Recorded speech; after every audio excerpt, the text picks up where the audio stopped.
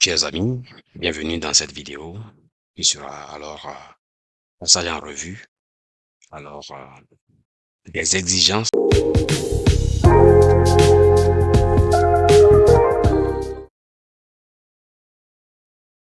migration. Il y a les exigences, les paramètres, tout au sujet de la photo.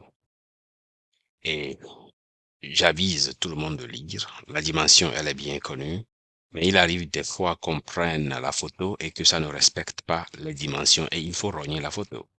Il y a beaucoup de conseils sur ce site que je vais laisser dans la description de la vidéo.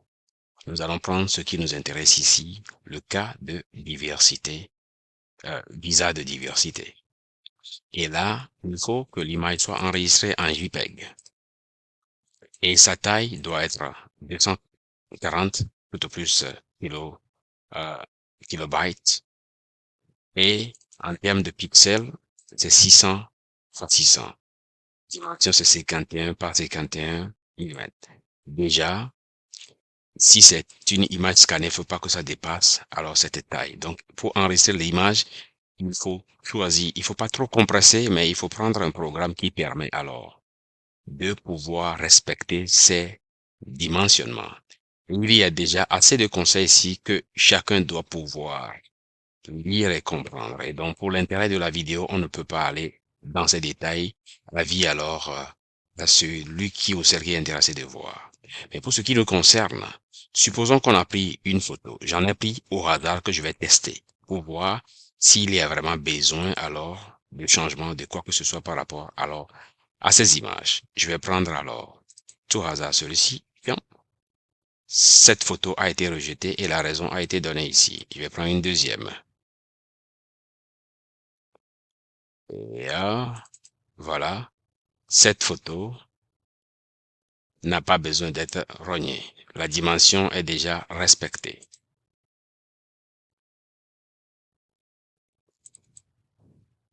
Cette photo rejetée. Celle-ci, ça n'a pas besoin d'être rogné. Et on continue le test. Cette photo a été rognée. Si le résultat me plaît, tout ce que j'ai besoin de faire, j'accepte et puis voilà, je vais télécharger alors cette image. Rappelons que dans la composition, il faut que le fond, cette photo aura été bien si je n'ai pas fait quoi. Je vais tenter de poser la question à ceux qui me suivent pour pouvoir répondre. Ici, nous voyons les bonnes photos. Size and posture. Pas mal, les oreilles, le nez et tout est au point. Ici, donc, on peut accepter cette photo-là. Elle est passable, peut-être. Maintenant, dans cette image, il y a alors les lunettes et la croix est bien rouge. On n'a pas besoin de lunettes pour prendre les photos. Toutefois, on peut mettre ça, ça passe. Et il faut voir un peu, bon, l'éclairage. Si j'avais choisi de faire un éclairage pour mon image, elle aurait été bien. Ici, dans tous les cas, on se rapproche un peu de ce que nous voyons en haut. Et donc, ce qui restait là-bas, la neutralité, ça va, il n'y a pas de problème.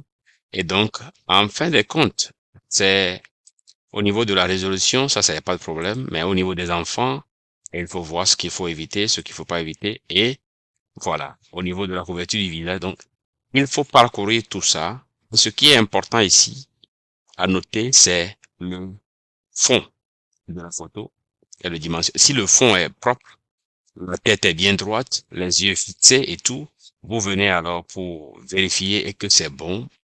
Le débat est terminé. Il n'y aura pas trop de problèmes par rapport à cela. J'espère que ceux qui choisiront de faire les photos eux-mêmes trouveront alors la réponse à leurs questions. Alternativement, comme je le dis toujours, ça coûte pas grand-chose d'aller se faire photographier. Le débat est simple. Mais en cas de doute, où vous choisirez alors faire la photo vous-même, c'est bon de venir par ici, vérifier avant de poursuivre. Pour finir, ce lien-là, il renferme pratiquement tout ce que un candidat de DV doit rassembler. Tout se trouve ici. C'est vrai que c'est en anglais, mais on peut lire. Ce n'est pas du tout compliqué. J'espère que cela a répondu à la question à plus d'un. Si c'est ça le cas, n'oubliez pas d'aimer, de partager la vidéo. Surtout si vous n'êtes pas encore abonné, je vous prie alors de vous abonner pour que vous soyez notifié à chaque fois que nous mettons alors en ligne une vidéo. Plus tard.